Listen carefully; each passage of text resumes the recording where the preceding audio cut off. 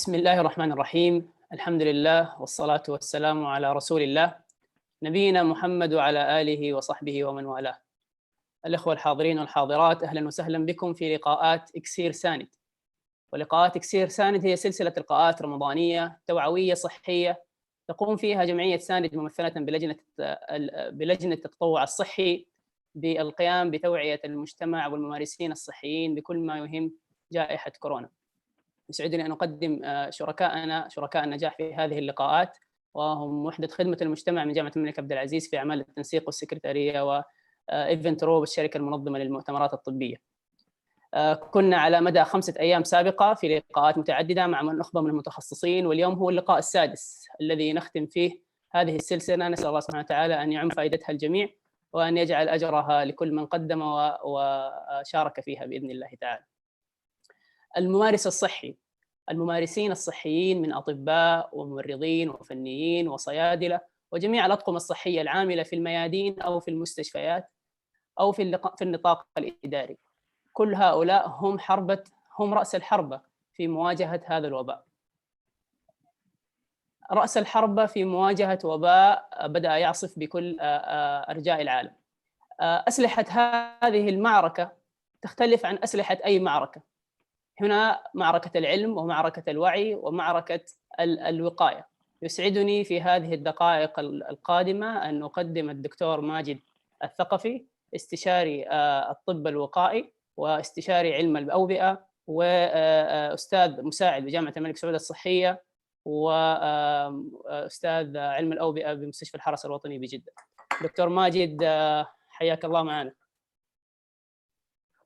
اهلا وسهلا دكتور، وشكرا جزيلا. بسم الله الرحمن الرحيم. الحمد لله والصلاه والسلام على رسول الله. اشكركم على الدعوه، واتمنى في هذا الليل الفضيله ان يكون هناك فائده نستفيد منها في ظل الظروف الراهنه لجائحه كوفيد 19، وان شاء الله تكون جلسه علميه موفقه باذن الله.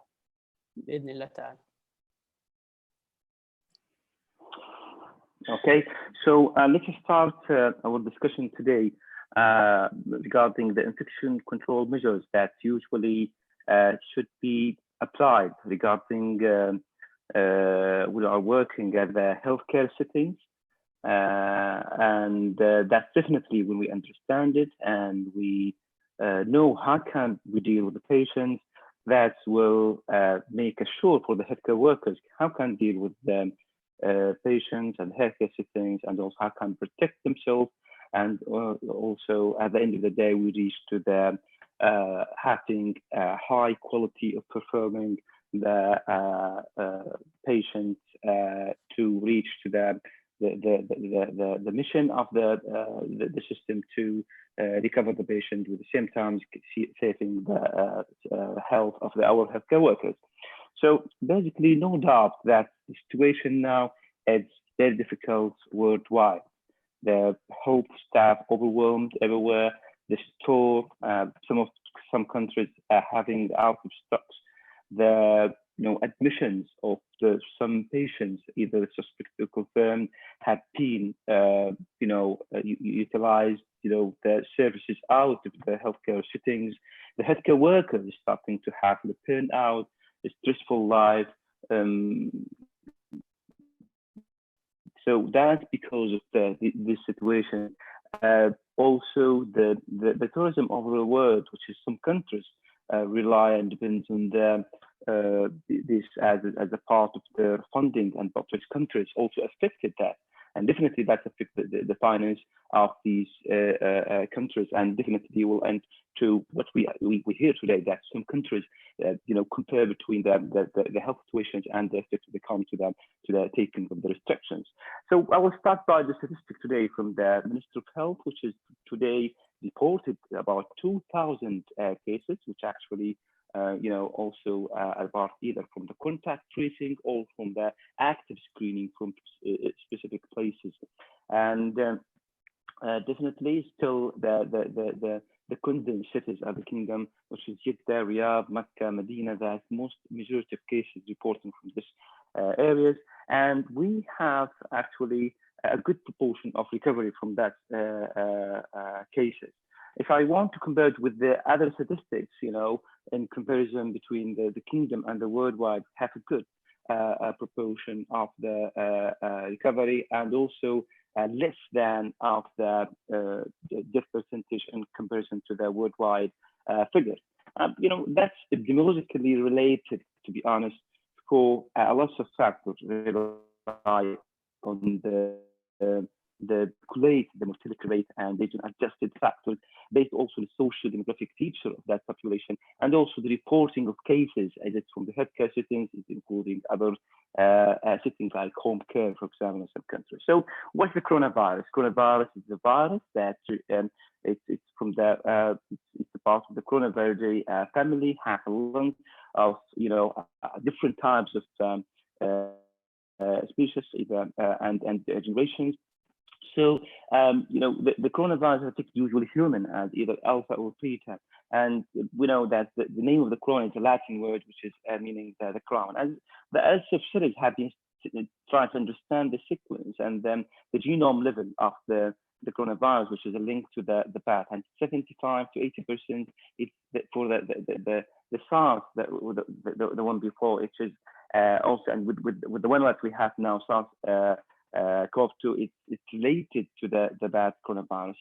A lot of theories, a lot of them, publications have been published regarding how that disease emerged, and we know the epicenter of the infections, according to in scientific reporting that related to the Wuhan city, which is the epicenter of the outbreak, which is called before. So that could be the seafood market, the base of the emergent disease. As I said, all could be like a mutation between the zoonotic disease and that spread to the human. So we will not go further to this point, but still that as I said, there is a similarity for the bad genome for coronavirus. So that could be one of the theories that published regarding the identical of the genome. So regarding the symptoms, which usually people that if they have the symptoms, they usually infected and develop the symptoms in 2 or 3 days after having the virus. So this is the reason that usually we go back for 2 or 3 days for the contact tracing and to interview people who contact the index cases, and the incubation period reaching actually to 14 days. So this is a paper that indicates the incubation period for the virus, between 3 to 6 days, and confirm also how that disease or the virus transmits between the human beings. As this family having actually the 3 viruses which we all know that happened the outbreak before, which is the SARS-CoV and SARS-CoV-2 and the MERS-CoV. The MERS-CoV that emerged from the Arabian Peninsula and having an outbreak in 2013, 2014, and the SARS-CoV, which is also emerged from China, and it was between 2001, 2003.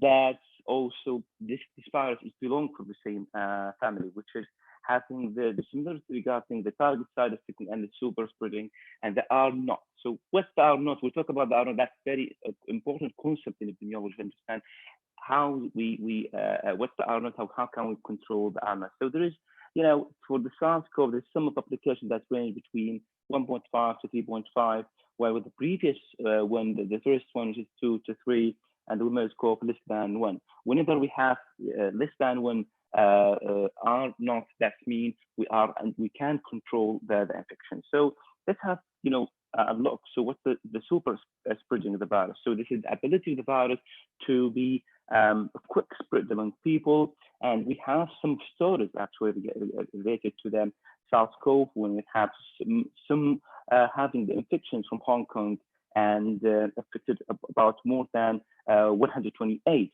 So imagine how can just one infected person having the virus travel from a country and affected those people in Canada, Toronto. So that's actually at that time it was like an outbreak.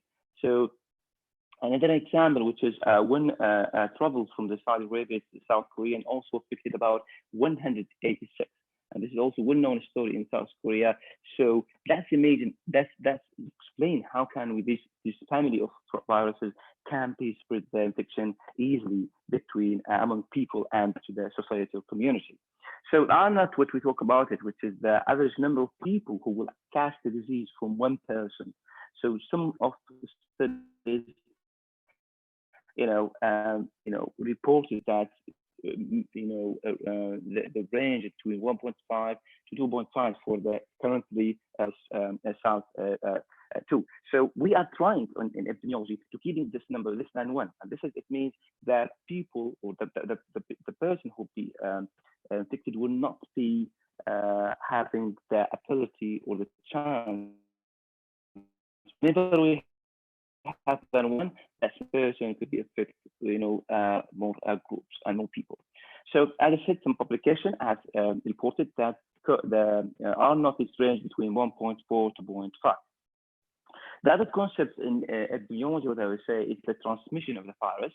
We have, an example, I would say, between the coronaviruses and the measles. Measles usually it's an airborne virus, which is, happening and spread for a long distance. However, with coronavirus, it's heavier than measles, so it will go for the short distance. So imagine that someone in the metro or the train, whatever, or the bus, using the public transportation. So definitely that could restrict the nearest people around them. However, the measles can be spread more. So that's in epidemiology. We are considered also when we want to implement the prevention measures.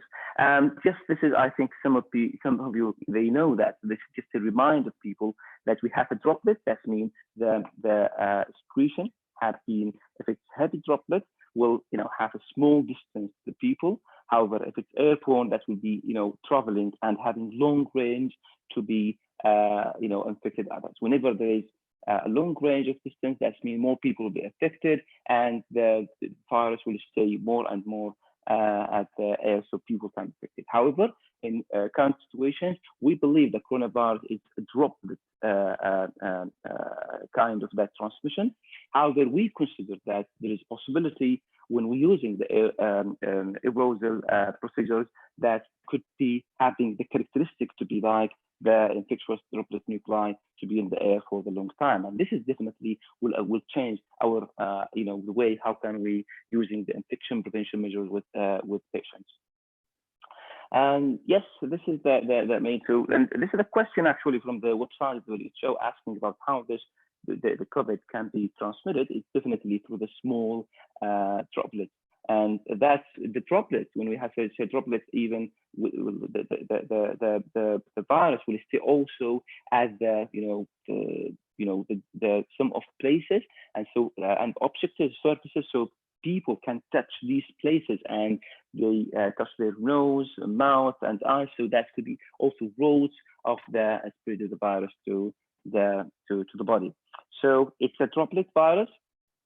So what should we do? We have to prevent the transmission of the transmission of the virus to others. Usually, the simple things we're using the surgical mask, and that's very important. Surgical mask, okay. And when we have taking care of patients, we'll have details about when we can have surgical mask, when we have N95, and also we have to teach people, the community, how they have a good respiratory hygiene.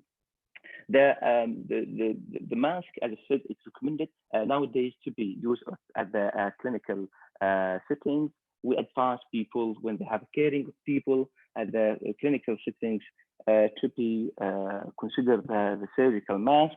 Although we still the WHO having some of the concern about this. But according to the experience that advance people to having this, and CDC definitely, urging people and pushing them to having the either the cloth mask or those who have the workers to have them surgical mask or N95 based on the patient that or the characteristics of patient that have. Regarding droplets, as I said, this is that as we mentioned that can be stayed in the surfaces. so people can easily touch it with their hand, or then they touch their nose. And there's, it's two important factors, to be honest, regarding which control the availability of the virus to the environment, which is rely on the temperature and the humidity. So when we have high temperatures, the possibility of the virus will be low to be stand on the surfaces, and also the humidity will be increased as well. So when we have less than between 20 to 25, the possibility to stay for more days that higher than we have higher temperature. Although we cannot, still there is a lot of studies debate about this. Is it seasonal? Is it related to the temperature? So we can't see having 100% answer of this. But some publications have been reported such. So definitely to control this, we think about the contact precautions, and this is usually by properly and always carefully washing hands and using sanitizers to all the time that healthcare workers to keep it on their clinical practice to minimize the risk of the infection.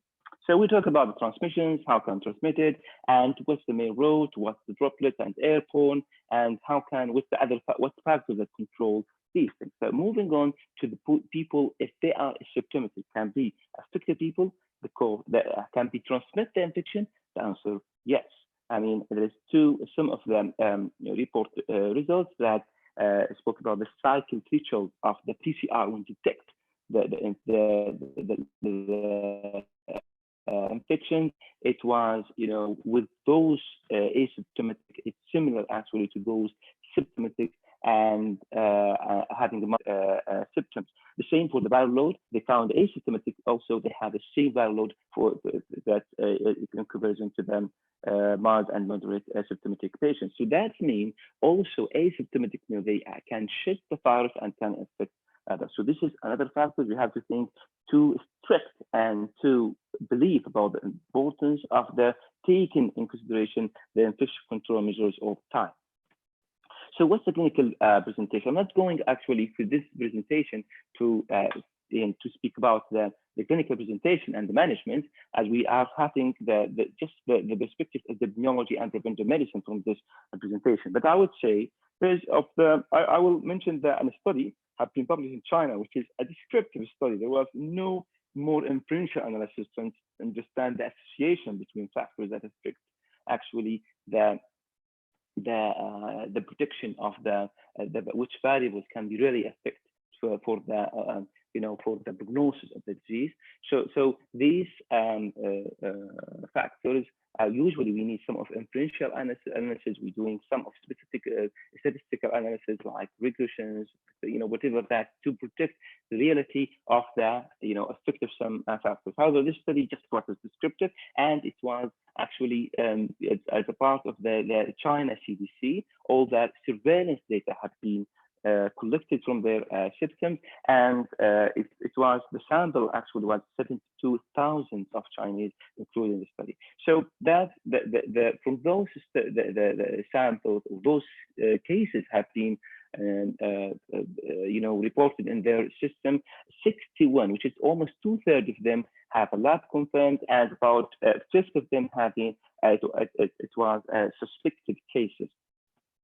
So from those 2/3, actually, 80% of them were mild, so there is just mild symptoms, and only about 13% having severe symptoms, and only 5% have a critical situation. So these things just explain this and describe the situation in China. How was that situation there when the outbreak started?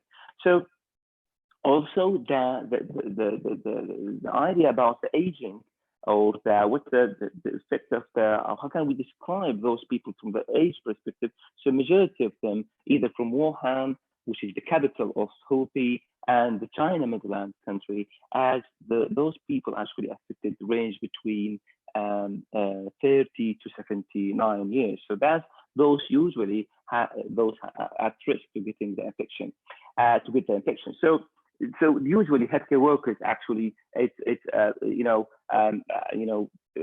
located and between these categories of age.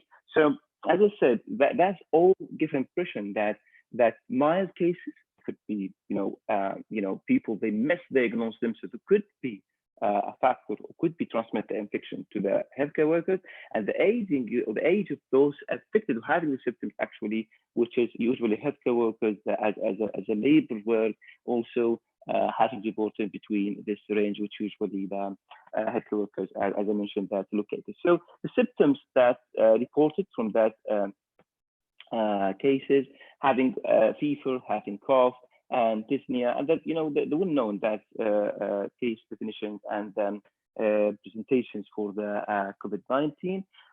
So as I said, this study have been reported as respiratory.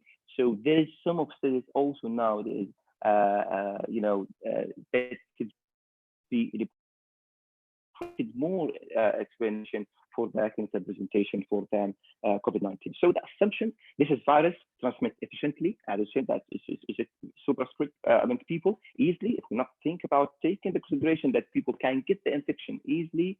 And it's in comparison to when we compare with the, I would say, other viruses from the same family, which is SARS and MERS-CoV, having lower pathogen density. So there is an outbreak, but it's more, it will have a high fatality rate in comparison to SARS and MERS-CoV.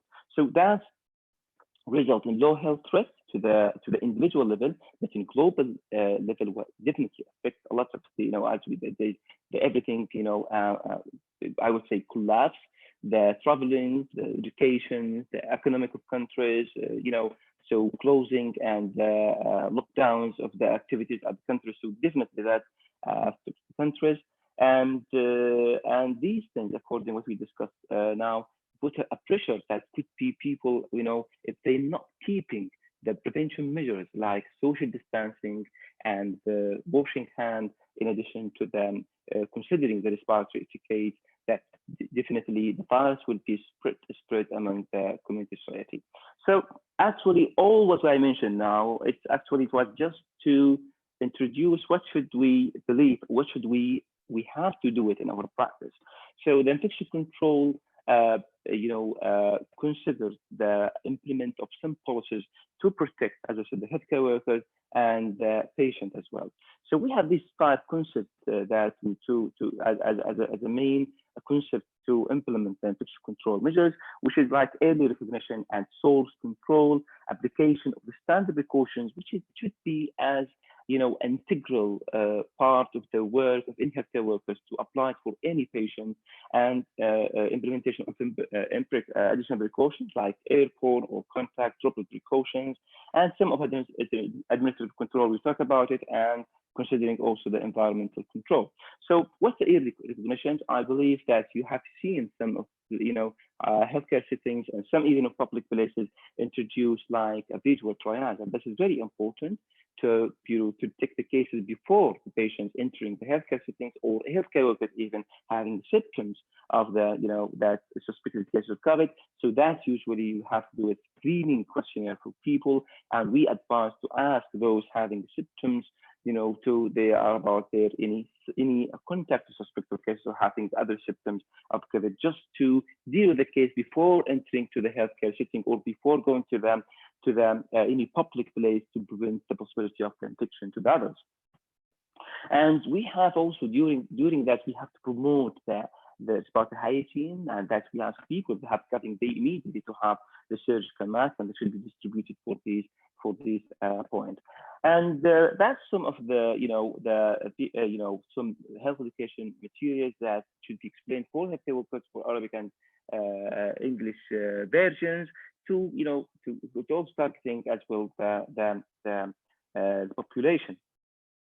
So we have the visual trial. Some of hospitals, they apply for some settings that you can score. If someone has 4 and above, that usually is a suspected case. We may have some of the list of symptoms, and if there is any link, epidemiological link to having contact for suspected confirmed cases. So definitely there was lots of them implementation of some of regulation for each case. If someone protected and protected, if someone exposed to someone as protected, if someone having a fever and having high scores should go to them, for example, respiratory clinic to be swabbed and these things. So we're not going to these. I mean, that's usually we have to consider it when we have any suspect cases. So standard precautions, should be a routine, should be, you can't consider it with a COVID or not. You have to be taking your consideration all the time to think about standard precautions. What standard precautions? Hand hygiene and PPE. That we have to consider it when you are dealing with the fluid, with the blood, with the excretion. So all these you have to take your precautions to keep yourself safe. You have also to part of the standard precautions to think about the needle stick injury, how to can prevent it, and safely you keep the environment around you clean. And this is the basic for any, even with COVID or not COVID, you have to consider this with any patient. So as I said, in addition to that, the hand hygiene, the respiratory hygiene, that's also part of the standard precautions. Definitely, that standard precautions, there is no doubt that every healthcare worker should be considered as a part of their clinical practice. So when patients having a cough or respiratory symptoms, so we have to think cautiously about that person could be a risk to people to be as a suspect case or could be a confirmed case. So you have to take your precautions, starting by the double precautions to prevent, as I said, large droplets that could be the patient spread it either to the healthcare workers or to the visitors or to the patients at the waiting area. So we ask them to use to give him a medical mask, and also the surgical mask should be also taken by the healthcare workers, especially when you deal with the patient less than 1.5 meters. And we all the time we advise healthcare settings to having their waiting area in different in a situation that minimize the risk of transmission of the infection, to keep those people in single room or cohorting them, so that's also minimize the risk of the transmission of the consideration, keeping in healthcare to be vigilant that those people in this area are more they could be a risk for healthcare workers to be transmit the infection. Using, of course, the goggles, face mask, especially in the secretion. And we try, when the patient is admitted, either for the admission to the hospital or to be seen at the ER, to be limit the patient movement. I mean, you have to limit the patient movement to when they go to the radiology, when going to the for doing further investigation to the lab. So all these later, if the case is positive, we will have to trace all these healthcare workers. So that will have, at the end of the day, we'll have a long list of people that should be traced, because we expose the hospital. We expose these areas, which usually are hot areas like radiology, laboratory, that we expect patients that visit for the risk by, send the patient to this area. So we have to think about implement a good infection control precautions and measures to minimize the risk of that of the transmission of infection to the hot areas. Okay, so when you're dealing with the suspect case, we have all the time, as I said, according to the visual triage, according to the scoring system, we have to think about the droplet and contact precautions. That will be basic, and the PPE should be taken, the medical mask, eye protection, gloves, gowns, when we deal with such patients. We advise people to have a disposable for stethoscope, blood pressures, coughs, thermometers. So this could be, if possible, of course, but if not, which is usually that, unfortunately, that's in some of the majority of hospitals, that we have some dedicated equipment, and we have to need to monitoring of these devices to be sterilized and to be disinfected when we use after patients. That's very important and very basics of infection control measures. So now, as mentioned, usually we have to consider, we are doing with a suspected case, we use will apply the contact and droplet precaution. When we are doing a specific procedure like aerosol generated procedure for a suspected case, we have to implement airborne precautions. Usually that's the highest precautions in infection control. We have to ensure the healthcare workers, in order to have the surgical mask to have N95, and the N95 is the person should be trained how can having the N95 to prevent any sealings and to be, have the optimum size to minimize any possibility of transmission of infection, as when doing the, for example, intubation, extubation, whatever the aerosol genetic procedure that we're expecting to do for a COVID, suspected COVID case. Eye protection as well, clean and to have a long sleeve gown and gloves. And usually we perform such procedures at negative pressures and with movement of the air at the room about 12 times, just to try and minimize the risk of the any possibility of infection to be transmitted to the either to other patients or to the healthcare workers.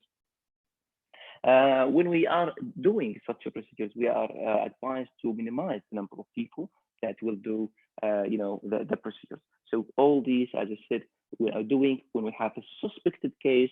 So we amplify and we are doing the aerosol generating procedures. So we have to apply the airborne precautions. And definitely when we deal with that positive COVID, we will, when I'm dealing with them, so we will apply them according to the CDC. We have to deal with as airport and contact precautions. However, the WHO that recommend to apply the droplets and contact precautions. So that's that's some of the healthcare settings going with the advice of the CDC. The other measures that we think about in infection control, that we have to update the policies and we update the area recognitions areas, using of the smartphone, using of the surveillance, active surveillance. All these we have to be through the preventive medicine, infection control measures to be updated and to be also involve the healthcare workers and even the community to be, as I said, we are doing nowadays as what they call in the public health and epidemiology TTT, which is test, track and trace. So this is the only, to be honest, until now, the only way to combat and control the outbreak, which is the TTT, testing, tracking and tracing. So also the availability of the screening, active screening, and this is what we have seen now by the Minister of Health that implement the active screening, and this is the reason that we have a number of cases every day that's reported. So that in other countries as well, in some Western countries, UK and other states, also they have active screening. So that gives we can control the infection by knowing those people and try to minimize those the movement of those positive cases, and immediately we have to control their contact and starting the tracing for them and tracking to following them for 14 days. And this is, as I said, this is considered as the policy we have to be implemented and to be understood with the health organization. The other concept is the administrative control, which is the prevent overcrowding. We have to. This is the reason that hospitals not allow to people to visit now. Patients, minimize the risk of even they starting to have virtual online outpatient clinic. So all these concepts actually to minimize the risk of overcrowding, so possibility of that healthcare setting as a risk will be minimized. In addition to that, as I mentioned before, we have specific dedicated areas and specific areas for symptomatic patients, for those having cough, and also we have to implement a strong surveillance system. And based on this surveillance system, we can understand our situation and we can reach what we call to the community diagnosis. The basic concept of the infection control that also can protect the healthcare workers, which is the environmental measures. It's very important. The disinfectants, when we discharge the patients, when they admit patients, to be the place that with admit patients is safe, and also to protect the healthcare workers when entering such rooms. And the ventilation system should be have adequate ventilation system at these patient room. Just as I said, this is minimized. We are dealing with an airborne. We are dealing with a virus, that droplet virus. So it's very important, the ventilation rule, to control that controlling of that virus. Separation of people, separation of distance, we must social distancing, the spaces between people. All the time we try, by using the environmental structures to keeping distance between for the admissions, for the waiting areas for 1.5 meters a minimum, as we explained before, that this is the possibility of the virus could be spread for this distance.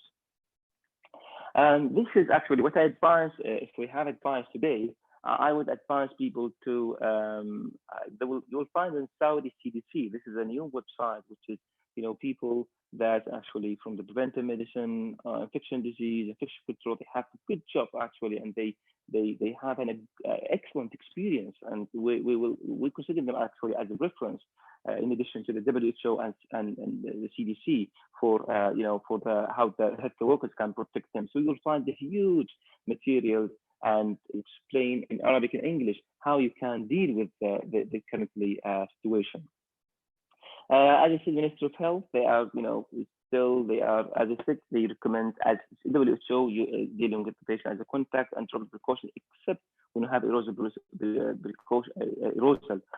generated procedures. We are dealing with the patient with airborne. However, CDC deal with the patient as, to be placed for the COVID case, confirmed case, as under the airport and contact precautions.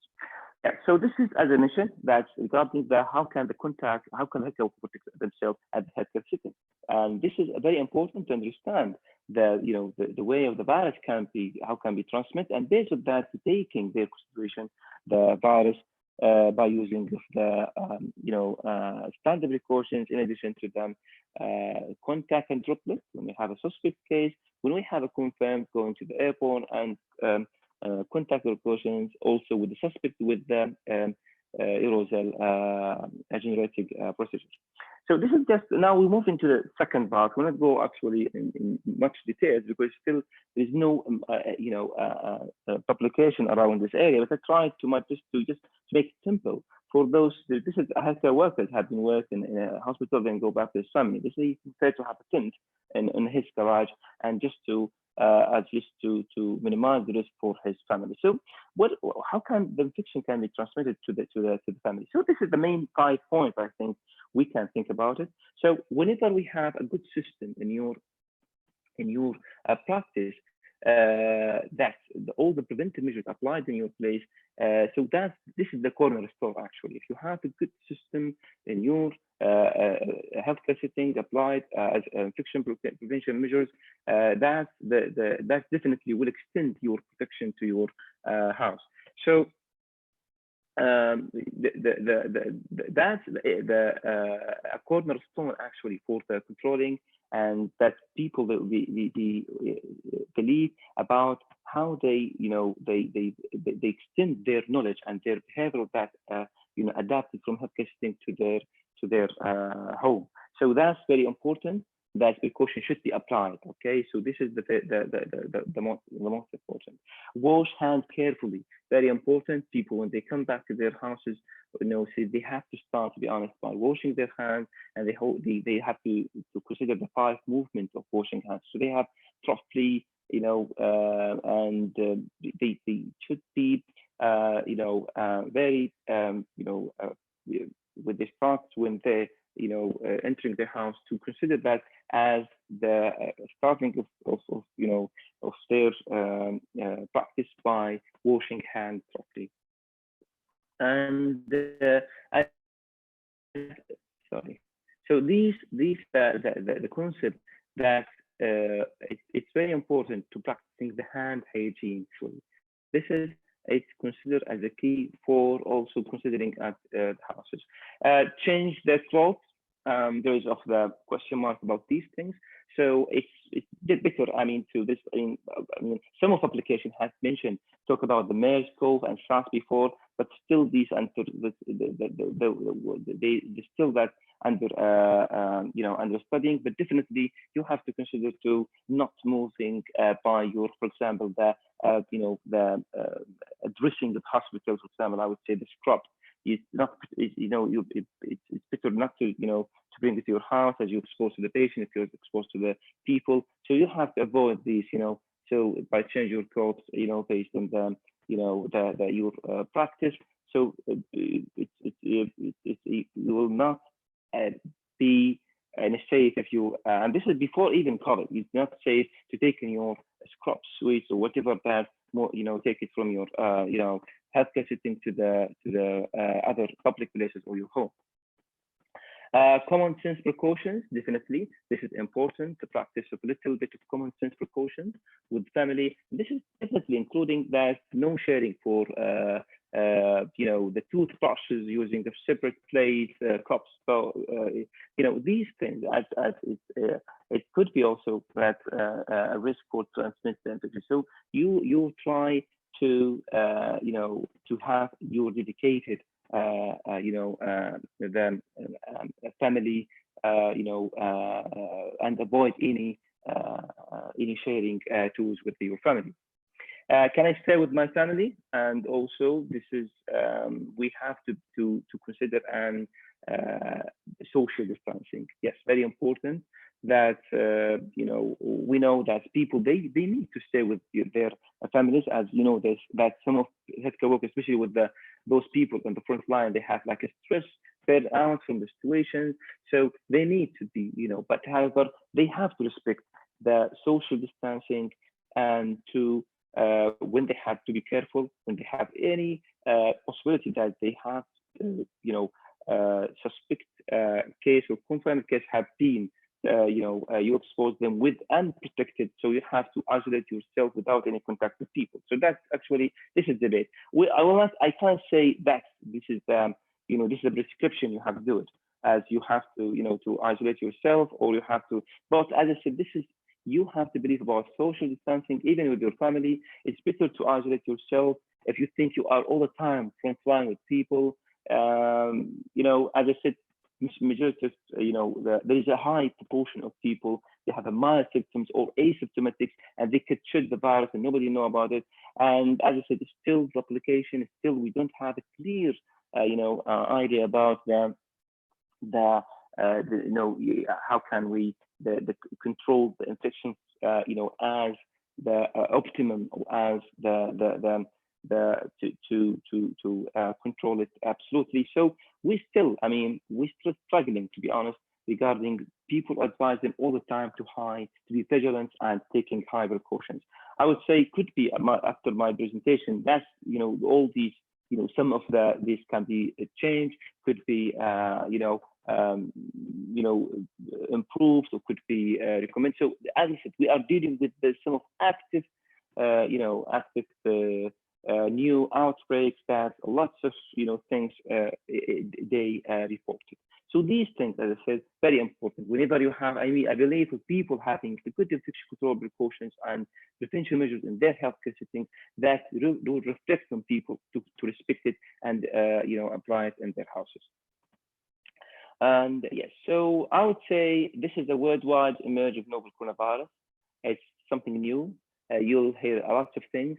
What we advise today, people to taking there to be vigilant and keeping their mind, taking their full precautions whenever the dealing with the confirmed case or suspect case of having the aerosol procedure, aerosol generating procedures, or having the droplet contact when dealing with the patient having a cough and respiratory symptoms.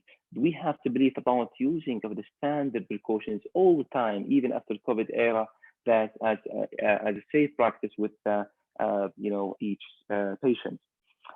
Each early suspicion, this action course, as I said, in public health, epidemiology, preventive medicine, we have to think as also infection control. We have to think about that when we detect the case early. This is the concept. This is the key role to control the infection. As I mentioned, the only now prevention measures that we believe about it that can control infection is the TTT, which is a test, track, and trace of cases. Actually, there are no vaccine currently. There is a lot of projects and promising projects, some of it in Oxford in UK, some in the United States, and some also supported by some companies. So until we're having that vaccines and that we could control are not, if you remember that we talked about it as introduction. So basically we can control the infection of the community. When people believe about this standard, I would say, the measures of prevention, which is the hand washing, the respiratory etiquette, the social distancing, the home, to stay at the houses. I mean, that's very important. I mean, to all these, that could be an integral part to control the infection and help the health organizations to having the ability to at least to manage the positive cases and to control contact tracing for other contacts for those confirmed cases. And very important to believe the healthcare settings about the aggressive implementation of infection control measures as an important factor for the successful of any health organization. And so this is what I tried to today explain it to you. And thank you very much, and happy to if you have any comments or points to be discussed. Shukran, Dr. Thank you, Dr. Mاجد. Thank you. Really, thank you for this informative and valuable talk.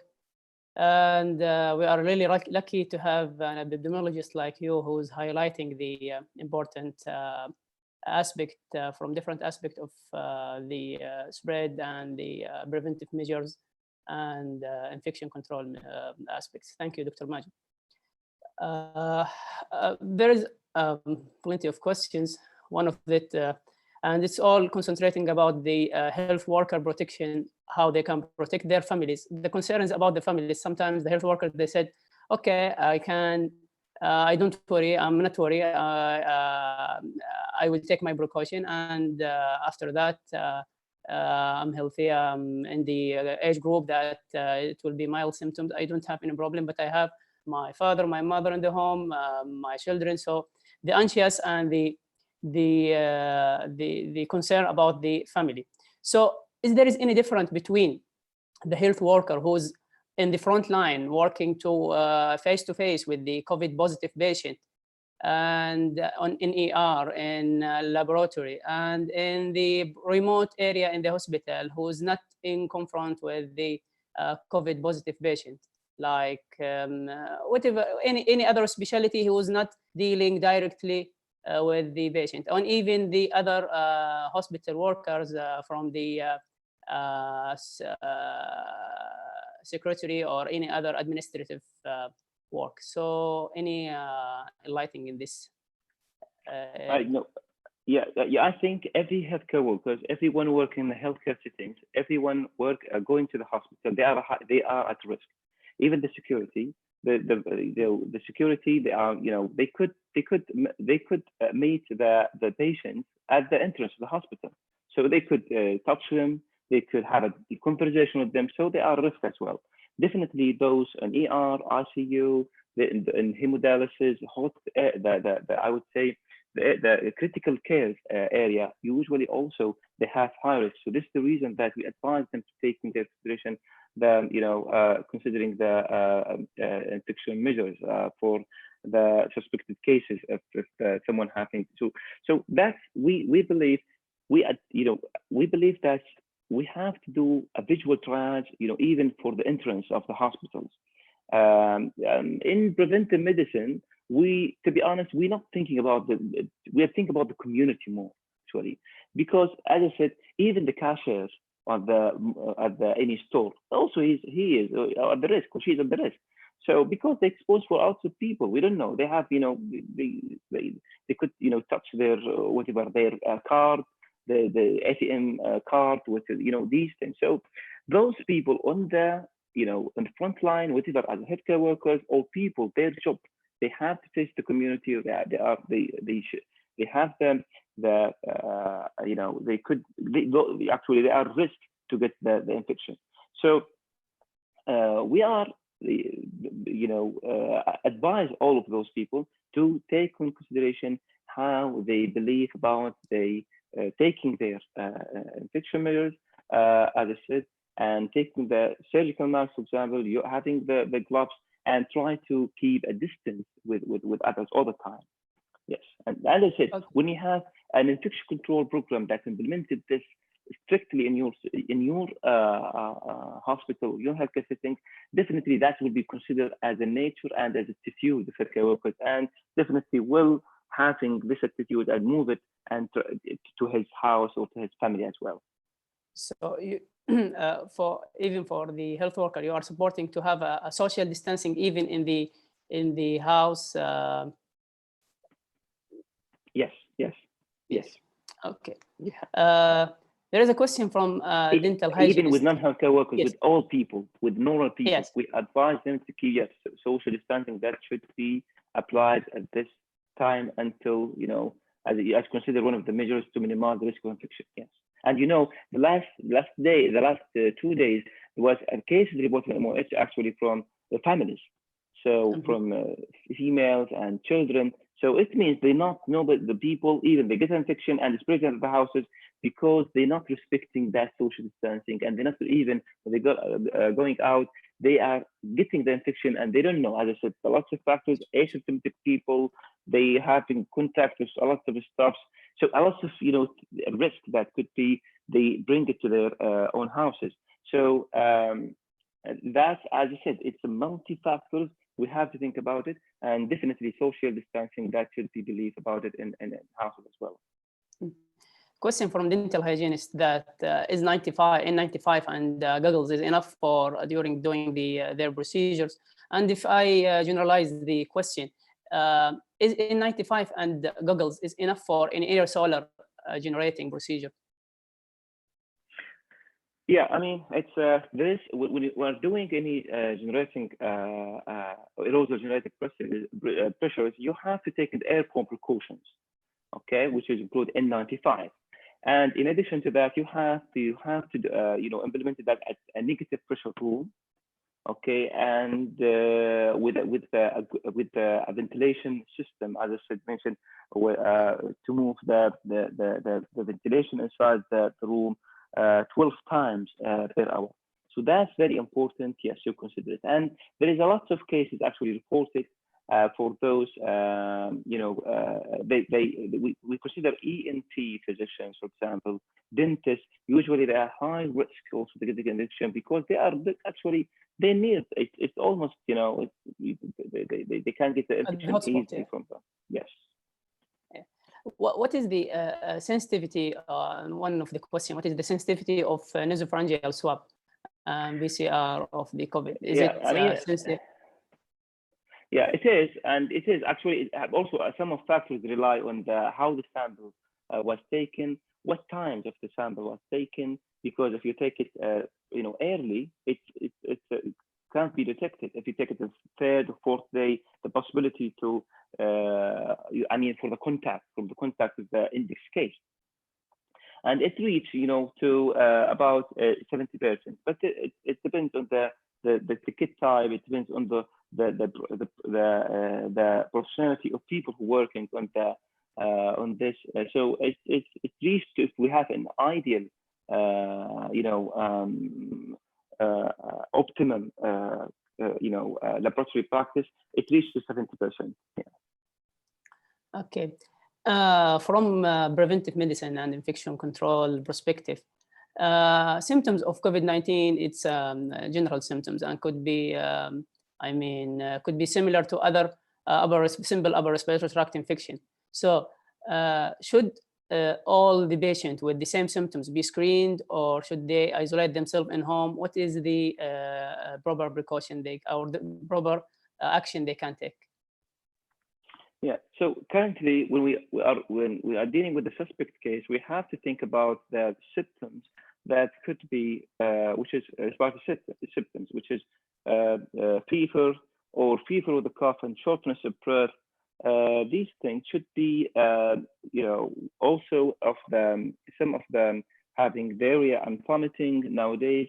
So these symptoms, we have to link it to the epidemiology, link for the patient or that person having a contact for the suspect case or confirmed case.